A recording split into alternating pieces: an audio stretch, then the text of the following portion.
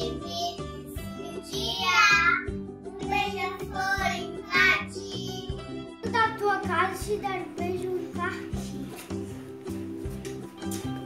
Fui eu que mandei um beijo, não é pra matar meu desejo. Faz tempo que eu não te vejo, ai que saudade doce.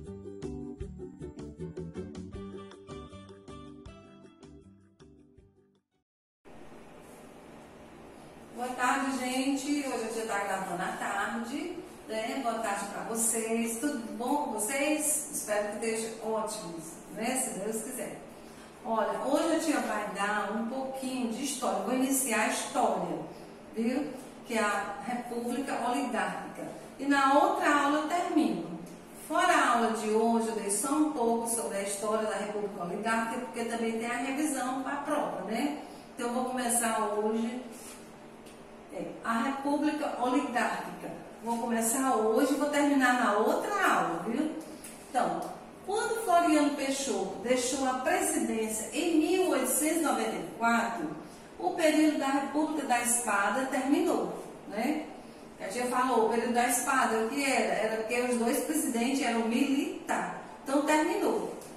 Prudente de Moraes venceu a disputa eleitoral, assumiu a presidência da República e tornou-se o primeiro presidente civil da nossa história. Então, ele venceu a disputa eleitoral em 1894 e tornou-se o primeiro presidente civil da nossa história. O que é presidente civil? É o presidente que não pertence às Forças Armadas. Ele não era militar, ele era civil. Durante 36 anos, o Brasil foi governado por presidentes civis, que não pertenciam à Força Armada, né? Que não eram militares. Por isso, esse período é chamado de República Oligárquica, certo? Foi uma época de grandes tensões no Brasil, com revolta de militares, religiosos e trabalhadores do campo e da cidade. Então, eles se revoltaram muito nessa época. Mas foi um período de transformações. Vieram os imigrantes para trabalhar no Brasil, morar e trabalhar. Isso estimulou o processo da modernização. Então, eles criaram as indústrias, pavimentaram as ruas, modernização das cidades, que passaram a ter água encanada e luz elétrica. Além das revoltas, teve a modernização, né? Porque os imigrantes vieram trabalhar, foi criada a indústria, reformular as cidades, né? Então vamos para outra parte. A política café com leite. Vamos ver o que é isso. As primeiras décadas do século XX, a economia brasileira era baseada na produção agrícola. Os grandes proprietários de terra ligados à produção cafeeira e pecuária eram os principais detentores do poder econômico. Cafeeira, que era plantações de café, e pecuária era ligada ao gado. Os fazendeiros garantiam aos estados de São Paulo e Minas Gerais grande participação na política do país. Então, os fazendeiros, como eles eram muito ricos, eles garantiam grande participação na política do país. Vamos ver como é isso. Pronto. Os dois estados, São Paulo e Minas Gerais, eram os mais populosos e por isso tinham maior número de representantes no Congresso Nacional e muitos eleitores. São Paulo e Minas Gerais concentraram uma grande quantidade de fazendas produtoras de café. São Paulo, produtora de café, e de leite em Minas Gerais.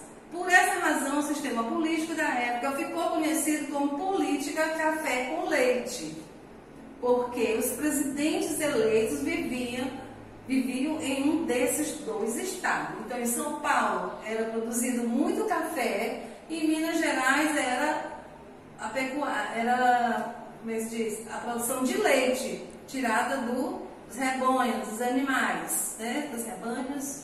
Vamos lá. O poder dos coronéis. Coronéis eram os fazendeiros mais ricos e poderosos. Eram muito influentes na política de seus estados. Como eles eram muito ricos e poderosos, praticamente eles mandavam em tudo. Porque a economia, a riqueza deles participava do estado. Eles colocavam os governadores, né? ofereciam favores como empregos, alimentos e roupa à população. Em troca, pediam que as pessoas votassem em determinados candidatos. Os votos eram declarados publicamente. Os coronéis conseguiam saber se suas exigências eram seguidas ou não. Como eles muito poderosos, ajudavam os governadores, o presidente, né? Eles arranjavam voto para governador e para presidente do Brasil. Só que ele dava alimento, roupa, ele ajudava a população, né? Aí ele exigia que a pessoa votasse naquele candidato dele. Se ele não votasse, ele colocava alguém para ir matar aquelas pessoas, né? E o voto era declarado publicamente. Eles sabiam se eles votavam ou não. Como hoje o voto é secreto, é diferente de hoje. Mas hoje já existe voto assim, né? Muita gente vende seu voto por um emprego, por uma casa, né? Muita gente bota seu voto assim por qualquer coisa, fica vendendo seu voto. Continuando o poder dos coronéis. Essa prática de vender o voto ficou conhecida como voto de cabresto.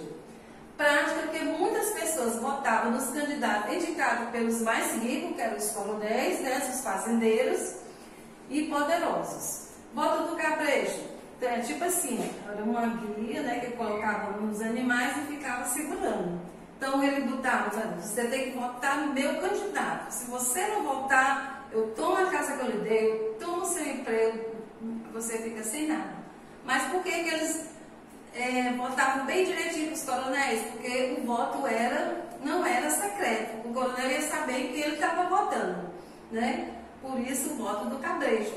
Tinha que votar. Mas ainda existe isso no Brasil aqui. Em muitas cidades do interior ainda existe isso. Se a gente for procurar, a gente vê que existe o voto do cabresto. Porque tem muita gente que vende seu voto, que é errado, mas vende, deixa de votar numa pessoa boa, vota numa pessoa ruim, porque aquele outro político diz, não vota em mim que eu te dou isso. Tem gente que vende o voto até por R$50, né? Voltamos ao voto do cabresto. Pronto, gente, hoje é só um pouquinho da política oligárquica. Na outra aula de história eu vou continuar, vou falar dos presidentes, que foram 11 presidentes civis, né? Vou falar o nome de todos. Mas eu ajudei pouco, porque tem a revisão de história que vocês vão fazer. Vou conferir na outra sexta para aplicar a prova. Agora vamos ver a tarefa de casa. Tarefa de casa, o livro de história, página 35. Vamos lá. Imagine que você está elaborando um dicionário de história e explique as expressões a seguir, né? Política café com leite. Aí você vai explicar como foi essa política café com leite, que a tia falou, né? Que era do estado de São Paulo, de Minas Gerais. São Paulo produzia café, Minas Gerais vinha do leite, né? Através do rebanho. Voto de cabresto, que a tia falou, prática que muitas pessoas votavam nos candidatos indicados das pessoas mais ricas, e ainda hoje tem esse voto aqui, se a gente for procurar no Brasil ainda tem esse voto. Cabresto aqui, ó, amarras usadas para guiar os animais. Então, eles estão condicionados as pessoas como animais, né? Porque botavam as amarras e eles só podiam votar naquele candidato dele. Sabia? Tinha gente até que mandava matar quem não votasse no candidato dele. Isso era antigamente, na política café com leite. Agora, você considera a troca de votos por benefício uma prática correta? Não. Isso não pode acontecer no Brasil. É considerada crime. A pessoa pode ser preso. Mas acontece. Infelizmente no Brasil acontece isso. Eu ainda não vi ninguém preso por isso.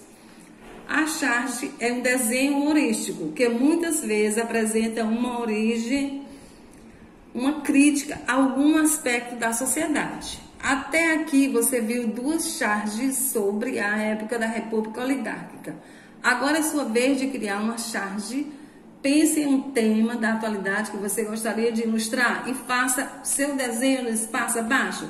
Então a charge é um desenho humorístico. Ó, aqui tem duas charges, ó, já vai mostrar, ó, aqui com as pessoas voltando, né? Voto do cabresto. Estou votando. Aqui, dois políticos em cima, ó, café com leite, né? É engraçado, né? Essa charge, que os dois o governador, o presidente lá em cima e os políticos embaixo, né? E aqui do voto. Aí vocês criam uma charge bem divertida e desenha aqui e mostra pra tia. Pronto, fora essas 2 páginas do livro, também tem uma revisão para mostrar para vocês. Revisão de história que vocês vão fazer, ó. Qual o objetivo do estudo da história? Vocês completam aqui. A medição da passagem do tempo pode ser feita de que forma? Vai lá, lê e completa aqui. Qual é a forma mais comum de medir a passagem do tempo? Responde aqui. No Brasil, utilizamos qual calendário? Se vocês não acharem as respostas, me pergunte que a tia mostra a página, viu? Eu indico qual é a página do livro. Como ficou a divisão da história em períodos? Aí lá no livro tem a divisão da história em períodos. Quanto tempo durou o governo de Dom Pedro II? Também tem lá. Como foi o movimento republicano? O que é república? Quando se deu o fim da monarquia? E quais os grupos que queriam o fim da monarquia? Vocês lembram que eram os religiosos, militares? Enumere os acontecimentos relacionados abaixo na ordem que eles ocorreram. Aí vocês vão enumerar o que aconteceu primeiro, bota 1, o que aconteceu depois, 2 e o último 3, tá certo? Em 15 de novembro de 1889, o Brasil mudou seu sistema de governo, passando assim a ser uma república. Como ficou conhecido esse período e por quê? Tem lá no livro a resposta. Qual foi o primeiro presidente do Brasil? Isso é muito fácil, né? O que é a Assembleia Constituinte? Quando foi proclamada a primeira Constituição Republicana do Brasil? Aí bota a data. Quem assumiu o governo após a renúncia do Marechal Deodoro? Como ficou conhecido o presidente Floriano Peixoto? Enumere os grupos que combateram na Revolução Federalista ao posicionamento político deles. Você vai enumerar os maragatos e os pica-paus. Um era apoiadores do governo e o outro era opositores do governo. Então, um era apoiadores do governo e o outro era opositores do governo. Então, um era contra e um apoiava. Aí você vai colocar A ou B ou B ou A. Tá certo? Depois eu vou conferir essa revisão bem direitinho. Depois que eu conferir essa revisão, aqui vocês vão estudar e fazer a prova. Quem tiver com dificuldade de responder, liga no privado. Tia, eu não estou sabendo essa resposta. Qual é a página? Eu dou a página do livro para responder, tá certo? Um bom final de semana. Até segunda-feira. Fiquem com Deus e fiquem em casa. Não vou sair não. E se saírem, use a máscara, tá certo? Tchau!